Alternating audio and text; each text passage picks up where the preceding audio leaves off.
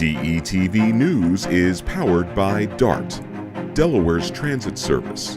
Moving forward. Live proudly, boldly, and with peace of mind by advocating for your health with an early cancer screening. The LGBTQIA+ community is at higher risk of cancer, but screenings can detect cancer early when it's most treatable, giving you the power to live exactly as you are. Talk to your healthcare provider today. If you don't have insurance, talk to a nurse navigator to see if you qualify for free screenings. A 3-year-old became the victim of a fatal hit and run, and now police are investigating what led to the crash. Plus, West Nile virus has been detected for the first time this year in Delaware. What you need to know. And where will Avelo head next? The airline's big announcement coming up. Those stories and much more tonight on DETV News.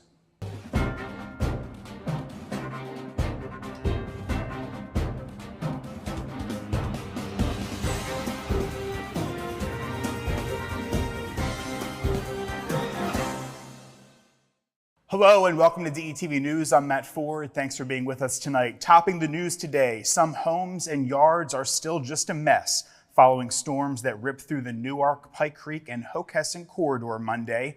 The National Weather Service said its initial review of the damage indicated that it was caused by straight-line winds and not a tornado. Delaware Emergency Management Director A.J. Shaw said that they've referred a few families to the Red Cross for short-term shelter and says that they will continue to see what those unmet needs are in the community. After visiting a torn-up community on the east side of Newark, Newcastle County Executive Matt Meyer said anyone with needs or issues is invited to call 302-395-5118.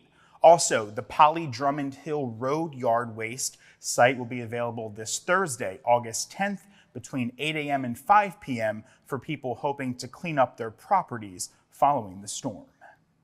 To Kent County now, where state police are calling for the public's help in identifying a vehicle that hit and killed a 3-year-old child and then fled the scene Tuesday afternoon in Camden. According to Delaware State Police, it happened on South State Street near Rising Sun Road intersection. Police say a white truck seen here struck and killed a 3-year-old child. Then the truck fled the scene. Anyone with information on the suspect vehicle is asked to contact Detective Lane at Delaware State Troop 3 at 302-698-8457. You can also contact Delaware Crime Stoppers or send a private Facebook message. All tipsters can remain anonymous. And authorities on the Eastern Shore have been able to identify a pair of women that assaulted multiple people on a city bus. Police were informed of the series of incidents on Saturday down in Ocean City. 4 people were spit on by one woman while another was bit by another female suspect. Anyone that might have additional information regarding this incident should contact the police. And reverberation from the controversial student arrest on the University of Delaware's campus in mid-June once more reached the Christina School District boardroom last night. The system's school board again held a discussion of how 18-year-old Mohammed Sonogo's arrest, continuing after the Newark High School graduate was violently arrested less than an hour after his graduation on the Newark campus. The board was prepared to hear motions against the university ties, says board president Naveed Bakir. Bakir pledged to continue advocating for sanctions against the state's largest university, similar to a previous move to cease hosting district graduations at the university's Bob Carpenter Center unless more accountability was seen from the school. University of Delaware's own Dean of the College of Education and Human Development spoke to the board in the meeting last evening.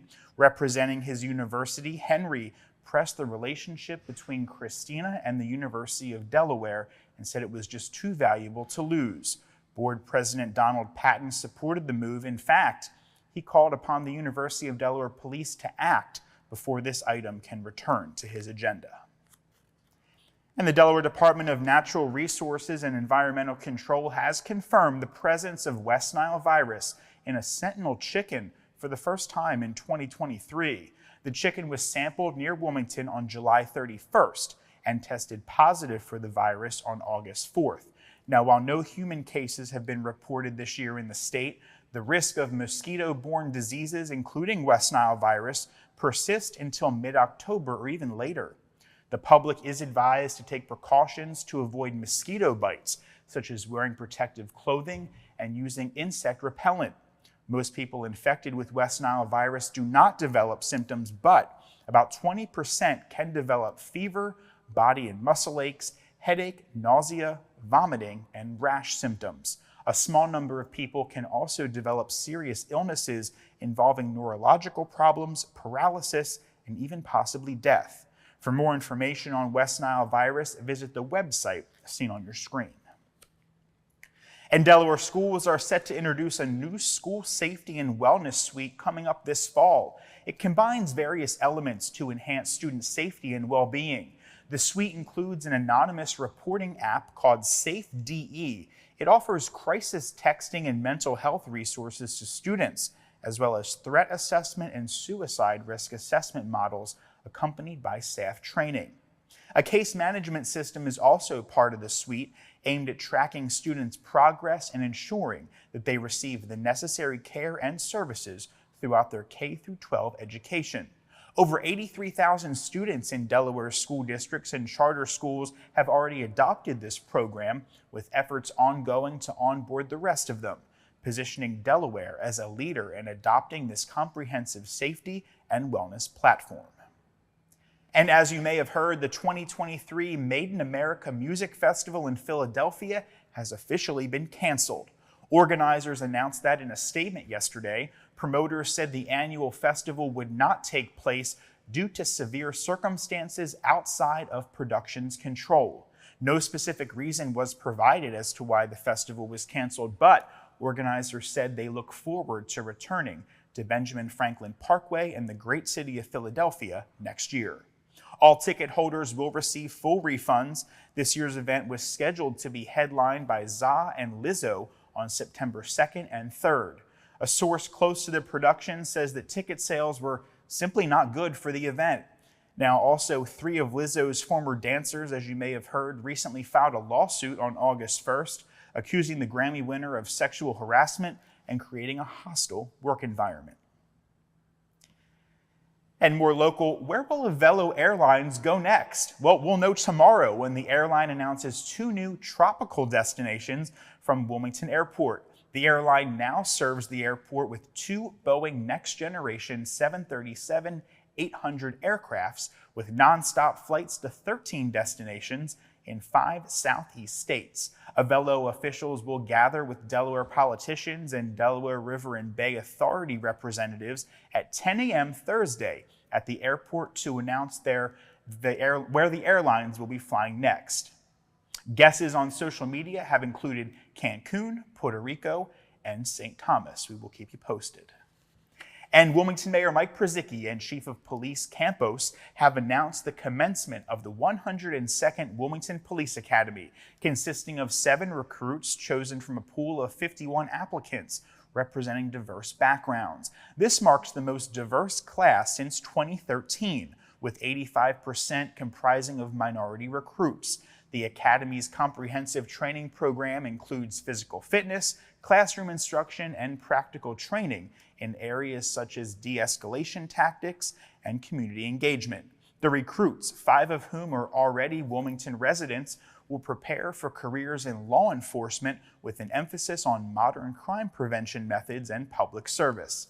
As this academy begins, the Wilmington Police Department is also accepting applications from certified police officers that are looking to join their department. The deadline for applications is August 23rd. For more information and to apply online, visit wilmingtonde.gov/cityjobs. And a single ticket sold down in Florida is good for $1.58 billion. Mega Millions jackpot ended a stretch of lottery futility that had stretched for nearly 4 months. A Publix grocery store in Neptune Beach, Florida is the one that sold the winning ticket, says the Florida lottery system. Before the big win, there had been 31 straight drawings since the last time someone won the game's jackpot back on April 18th. That enabled the prize to steadily grow to be the third largest ever in United States history. Mega Millions jackpot winners are so rare thanks to those pesky odds of 1 in 302 million.